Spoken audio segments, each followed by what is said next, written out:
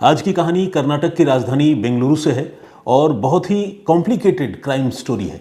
तो मैं खुद तो अपने आप से खैर बात कर ही रहा हूँ कि बहुत ध्यान से मुझे ये कहानी आप लोगों के सामने रखनी है, सुनानी है, ताकि मेरे एंड से कोई कन्फ्यूज़न न रहे। आप सबसे भी रिक्वेस्ट करूँगा कि बहुत ही ध्यान से सुनिएगा भी, क्योंकि कई सारे कैरेक्टर्स हैं और बहुत उतार चढ़ाव है इस मर्डर मिस्ट्री में। बेंगलुरु में एक जगह है मदन्या कानाहल्ली। हर बार की तरह मैं ये भी कह देना चाहता हूँ कि पता नहीं इसका प्रोनाउंसिएशन मैंने सही किया है या नहीं, क्योंकि लोकल प्लेस है और डायलेक्ट तो ऑब्वियसली मेरा कन्नड़ है नहीं, तो हो सकता है कि सही ना भी बोल पा रहा हूँ। तो एनीवे, बेंगलुरु में ये जो मदन्या कानाहल्ली है, यहाँ एक ब्यूटिशियन रहा करती थी जिसका नाम था ललिता। ललिता एक रोज़ अपने घर से गायब हो गई, और गायब हो गई तो इसके बारे में सबसे पहली खबर ललिता के ही एक फैमिली फ्रेंड जिसका नाम बालाराजू है, उन्होंने पुलिस को दी। बालाराजू पुलिस के पास पहुंचे और जिस पुलिस स्टेशन में पहुंचे उस पुलिस स्टेशन का नाम है मगाडी। अब ये जो मगाडी पुलिस स्टेशन है ये बेंगलुरु के आउटस्कर्ट्स में है, और यहाँ पर पहुंचकर बालाराजू ने पुलिस को ये बताया कि मेरी जानने वाली एक ब्यूटिशियन ललिता वो घर से गायब हो गई है और उसकी लास्ट लोकेशन मगाडी या इसके आसपास ही है। तो मैं चाहता हूँ कि आप लोग इस मामले की तफ्तीश कीजिए और उन्हें ढूंढिए। तो जब पुलिस को ये रिपोर्ट मिली तो पुलिस ने बालाराजू से ये पूछा कि ललिता के बारे में हमें और ज़्यादा बताइए कि वो कैसे गायब हुई और कहाँ रहती थी, परिवार में कौन कौन था। तो बालाराजू को जो कुछ पता था, बालाराजू ने वो सारी बातें डिटेल में बतानी शुरू की। ये जो ललिता है ये शादीशुदा थी और उसके पति का नाम था उमेश। इनको एक 5 साल का बेटा भी है, लेकिन पति पत्नी के बीच में अनबन थी और अनबन होने की वजह से ललिता जो है वो उमेश से अलग रहा करती थी और अकेले रहकर वो ब्यूटिशियन का काम करती थी, अपने बच्चे की परवरिश कर रही थी। उमेश कहीं और रहता था और पति पत्नी के बीच में तलाक को लेकर मुकदमा भी चल रहा था। लेकिन इसी बीच ललिता गायब हो गई। गायब कब हुई वो तारीख आपको बताता हूँ। वो तारीख है 12 अगस्त 2024, यानी आज से तकरीबन साल भर पहले की ये बात है। तो 12 अगस्त 2024 को ही मगाडा पुलिस स्टेशन में इन्होंने जाकर, ये बालाराजू ने जाकर रिपोर्ट भी लिखवाई थी। तो ललिता के परिवार के बारे में भी जानकारी मिली। बालाराजू ने ये बताया कि जिस दिन ये गायब हुई उस दिन वो अपने पति उमेश से मिलने गई थी। अब सवाल यह है कि उमेश के साथ विवाद है, झगड़ा है, तलाक का मुकदमा चल रहा है, फिर उमेश से मिलने क्यों गई? तो इसका जवाब भी बालाराजू ने दिया। बालाराजू ने बताया कि उमेश ने उसको बुलाया था, ललिता को, और ये कहते हुए बुलाया था कि हम दोनों के बीच में तलाक का मुकदमा चल रहा है, लेकिन आउट ऑफ द कोर्ट भी हम इस मामले को सेटल कर सकते हैं, बात कर सकते हैं, तो एक बार आ जाओ, हम बातचीत कर लेते हैं और इस मामले को सॉर्ट आउट करने की कोशिश करते हैं। अगर तलाक ही लेना है तो तलाक ले लेना, इसमें कोई दिक्कत नहीं है। तो ललिता जो है थोड़ी रिलक्टेंट थी, अपने पति से मिलने नहीं जाना चाहती थी क्योंकि बहुत अच्छे टर्म्स में तो थी नहीं, लेकिन फिर भी जब उमेश जिद करने लगा तो उसको लगा कि चलो मामला सेटल हो जाएगा, तो जिसके साथ लड़ाई है अगर वही मिलने के लिए बुला रहा है तो एक बार जाके मिल लेते हैं। तो ललिता बालाराजू की जो पत्नी है उससे उन्होंने बात की और उनकी पत्नी से उनकी स्कूटी मांगकर ललिता मदन्या कानाहल्ली से निकली और मगाडी के लिए चली गई।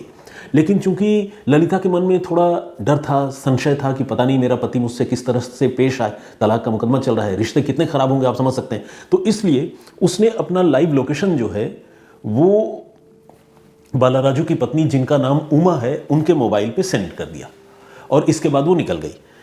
इसके बाद शाम को तकरीबन 6:15 बजे अचानक जो है इसके मोबाइल फ़ोन का लाइव लोकेशन एब्रप्टली ऑफ हो गया, बंद हो गया, और जिस जगह पर बंद हुआ उस जगह का नाम है होन्नापुरा लेक।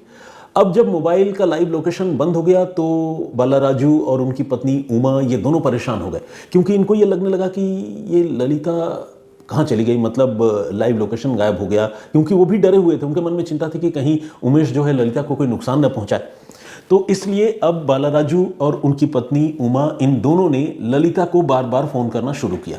1 घंटी गई नहीं उठा, 2 घंटी गई नहीं उठा फ़ोन, और करते रहे फ़ोन, लेकिन फ़ोन नहीं उठा। हार कर इन लोगों ने उसके पति उमेश को फ़ोन करना शुरू किया, लेकिन उमेश का भी फ़ोन नहीं उठ रहा था। कॉल अलबत्ता उसके मोबाइल पर भी जा रही थी लगातार। अब पति पत्नी दोनों के मोबाइल फ़ोन नहीं उठ रहे थे, तो बालाराजू और इनकी पत्नी जो है वो काफ़ी परेशान हो गए और इसके बाद ये सोचने लगे कि अब क्या किया जाए, ये कहाँ गायब हो गई, क्या उमेश ने कुछ कर दिया। लेकिन इस कहानी में अगला जो मोड़ आया या ट्विस्ट आया वो कुछ ही घंटों के बाद आया। रात को तकरीबन 7:15 बजे उमेश वही स्कूटी लेकर आया जो स्कूटी बालाराजू की पत्नी उमा से मांग कर ललिता ले गई थी, और वो स्कूटी उन्होंने बालाराजू और उमा के हवाले कर दी, ये कहते हुए कि ये ललिता आपकी स्कूटी लेकर गई थी तो मैं ये वापस लेकर आया हूँ। ललिता को मैंने बस में बिठा दिया है, हो सकता है कि वो पीछे हो, थोड़ी देर में वो आ ही जाएगी आपके पास।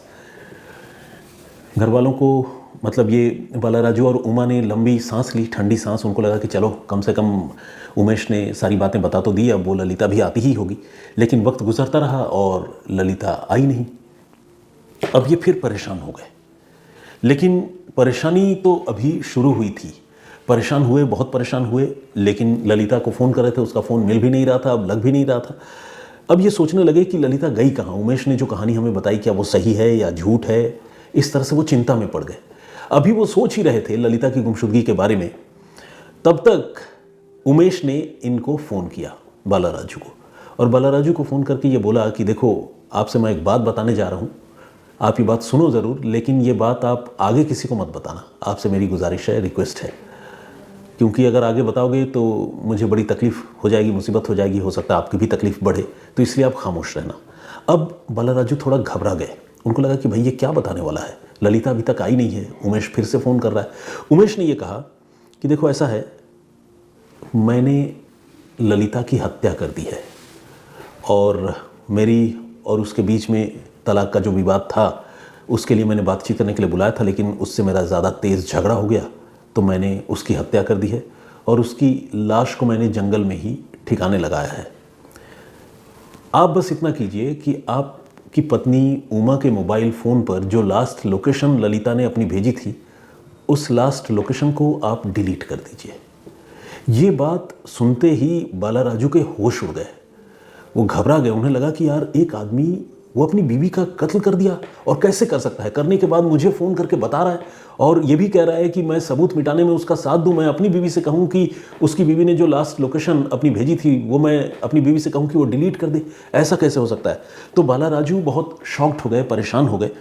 उस समय उन्होंने एग्जैक्टली उमेश को क्या जवाब दिया ये तो नहीं पता, लेकिन ये सारी बातें होने के बाद उमेश ने फ़ोन काट दिया, वो बातचीत खत्म हो गई।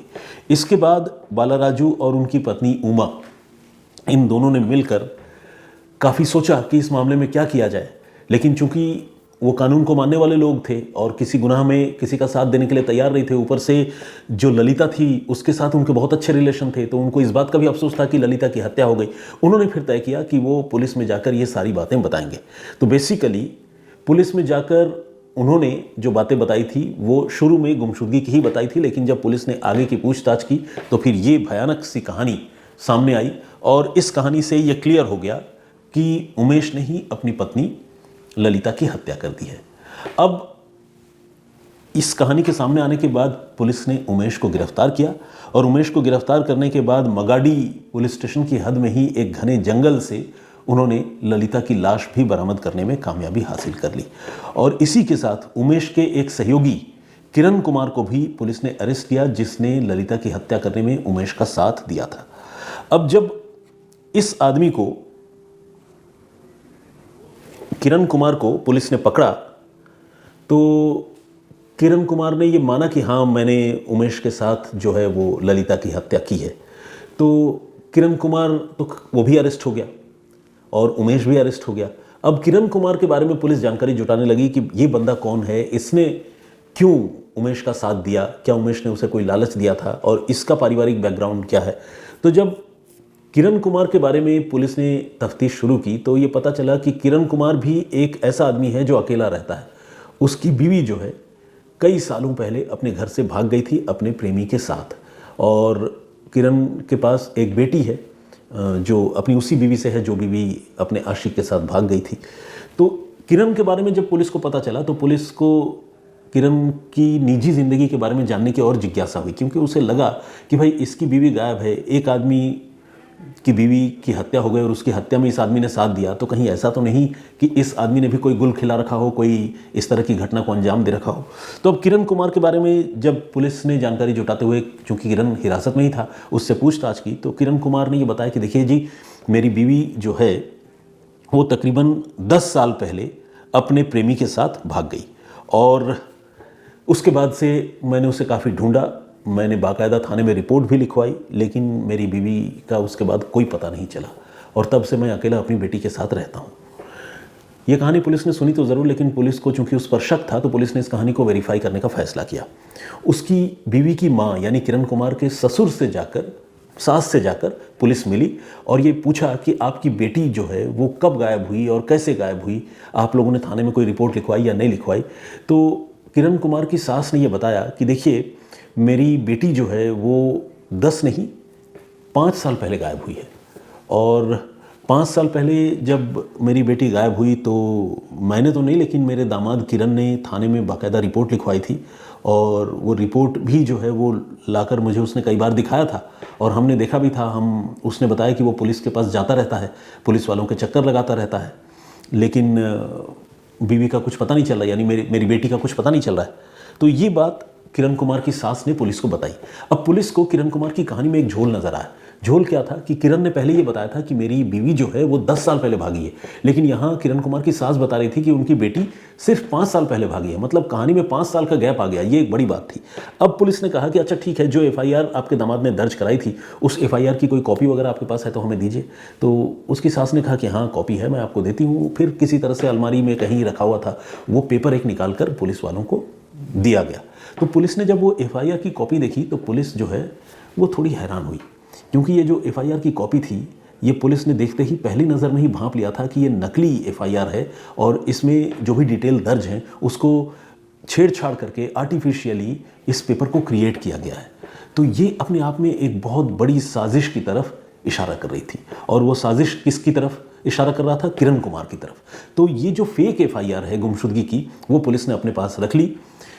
कहानी में जो 5 साल का एक डिफरेंस था, पुलिस ने उस बात को नोट कर लिया और उसके बाद अब पुलिस ने फिर से किरण कुमार से पूछताछ की।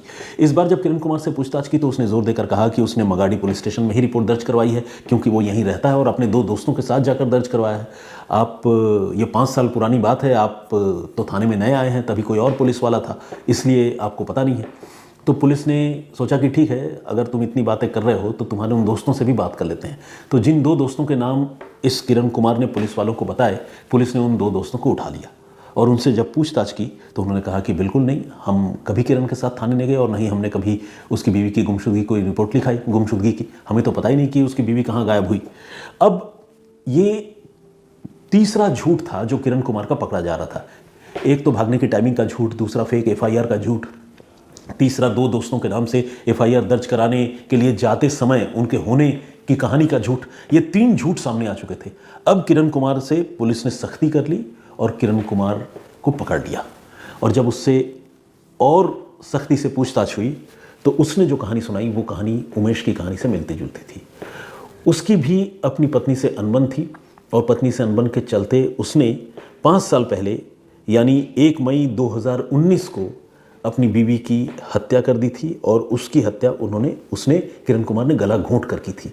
गला घोंट कर करने के बाद उसकी लाश को वहीं एक जगह है, रामनगर ज़िले में होला राजू एक गांव है, वहाँ पर यह हत्या की थी और उसकी लाश को फिर ले जाकर जलाया था, मतलब दफनाया था मगाड़ी के जंगलों में, जिस मगाड़ी पुलिस स्टेशन की हद में ये सब कुछ हो रहा था। तो अब मगाड़ी के जंगल में जहाँ पर वो लाश दफनाई थी उस जगह पर वो लाश होनी चाहिए, उसके कुछ हड्डियाँ, कुछ रिमेनिंग पार्ट्स कुछ तो होने चाहिए। 5 साल बेशक गुजर गए, खुदाई होने से कुछ तो मिल सकता है, पुलिस को ऐसा लगा। तो पुलिस जो है उसने फिर किरण से कहा कि चलो वो जगह दिखाओ जहाँ पर तुमने लाश दफनाई थी। तो किरण जो है यहाँ पर भी सक पका गया। उसने कहा कि देखिए साहब, लाश मैंने यहाँ दफनाई तो ज़रूर थी जंगल में, लेकिन अब वो लाश वहाँ पर भी नहीं है। पुलिस अब बहुत हैरान हुई कि भाई तुमने कत्ल किया, कत्ल करके तुमने लाश दफना दी, घर वालों को ये बता दिया कि बीवी गायब हो गई, तुमसे किसी ने पूछताछ भी नहीं की, आज तक पुलिस ने भी नहीं पूछा तुमसे, और तुमने फिर ये लाश जो है जहाँ से दफनाई थी यहाँ से क्यों गायब कर दिया और यहाँ से कहाँ गायब किया, कैसे किया? तो इसका जवाब किरण कुमार ने जो दिया वो भी बड़ा शॉकिंग था। उसने ये बताया कि मैंने मगाड़ी के जंगल में जहाँ पर ये लाश दफनाई थी कम से कम 1.5-2 सालों तक वो लाश तो वहीं पर रही, लेकिन उसके बाद मुझे ये पता चला कि वन विभाग के लोग ग्रामीण एरिया में हाथियों की घुसपैठ रोकने के लिए वहाँ ट्रेंच बना रहे हैं, यानी बड़ा नाला बना रहे हैं और नाले की खुदाई चल रही है। तो जब मुझे ये बात पता चली तो मैं ये सोचकर डर गया कि कहीं नाले की खुदाई के दौरान मेरी पत्नी के जो रिमेनिंग पार्ट्स हैं, हड्डियां हैं, अगर वो ज़मीन के नीचे से बाहर आ गए तो फिर जांच शुरू हो जाएगी, फिर तो मैं पकड़ा जाऊंगा। इसलिए मैं बड़ी खामोशी से, जब मुझे पता चला कि नाले की खुदाई यहाँ हो रही है, तो मैं बड़ी खामोशी से लोगों की नज़र बचाकर उस जगह पर फिर से पहुंचा जहां मैंने 1-1.5 साल पहले वो लाश दफनाई थी। और फिर उस लाश के रिमेन्स जो है मैंने गड्ढे से खोद कर निकाले, और निकालने के बाद मैंने एक दूसरी जगह ले जाकर जंगल में उसे जला दिया। ये कहानी भी बड़ी शॉकिंग थी और बहुत गहरी साजिश की तरफ इशारा कर रही थी। तो पुलिस ने क्या किया, पुलिस ने इस आदमी से कहा कि उस जगह पर अब ले चलो जहां पर तुमने लाश जलाई थी।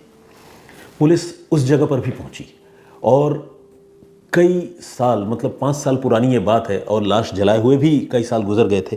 तो पुलिस ने वहाँ जाकर जब पड़ताल की और तफ्तीश की तो कुछ तो जले हुए लाश के हिस्से वहाँ मिले नहीं, लेकिन कुछ ऐसे टुकड़े हड्डियों के जो अधजले थे और ज़मीन में दफन हो गए थे या दफना दिया था इसने, वो कुछ एक हड्डी के मामूली टुकड़े पुलिस के हाथ लगे।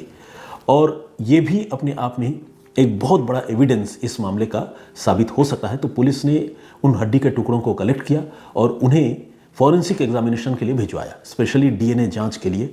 और पुलिस ने, चूंकि ये जो आदमी है किरण कुमार, इसकी सासू माँ यानी सास जो है वो ऑलरेडी जीवित हैं और उन्होंने भी अपनी बेटी की गुमशुदगी के बारे में बताई थी, तो सासू माँ का डीएनए सैंपल पुलिस ने लिया है। और जो हड्डियाँ किरण के बताने पर जंगल से पुलिस ने बरामद की है, वो डीएनए सैंपल पुलिस ने कलेक्ट किया है। अब इन दोनों का पुलिस फिलहाल मिलान करवा रही है, जो आने वाले दिनों में एक कंक्रीट एविडेंस के तौर पर सामने आएगा।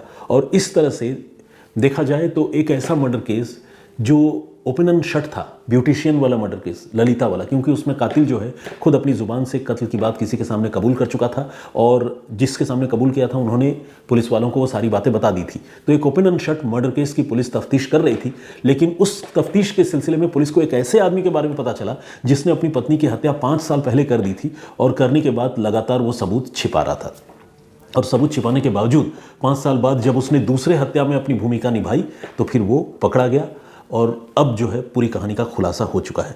तो ये किरण कुमार ने जो अपनी पत्नी की हत्या करके पहले लाश दफनाई, फिर उसे खोद कर दूसरी जगह पर ले गया, वहाँ पर जलाया और वहाँ कुछ हड्डियाँ बची तो उन्हें भी दफना दिया, ये सारी चीज़ें जो है, ये प्लॉट जो है इस किरण कुमार नाम के आदमी ने एक साउथ इंडियन मूवी से ही ली थी। वो फिल्म कौन सी है इसके बारे में आप आसानी से अंदाज़ा लगा सकते हैं। मैं तो इतनी फिल्में नहीं देखता हूँ, लेकिन ये वो फिल्म है जिसे देखकर मुझे लगता है कि इस देश में सबसे ज़्यादा अपराध की घटनाएं हुई हैं। तो आज की ये पेशकश यहीं तक। बहुत कॉम्प्लिकेटेड कहानी थी, 2 कत्ल की कहानी थी, 2 महिलाओं की हत्या हुई और दोनों में कातिल पकड़े गए। तो इस पेशकश पर आपका नज़रिया क्या है? आप क्या सोचते हैं इन घटनाओं के बारे में? प्लीज़ हमें कमेंट करके ज़रूर बताइएगा।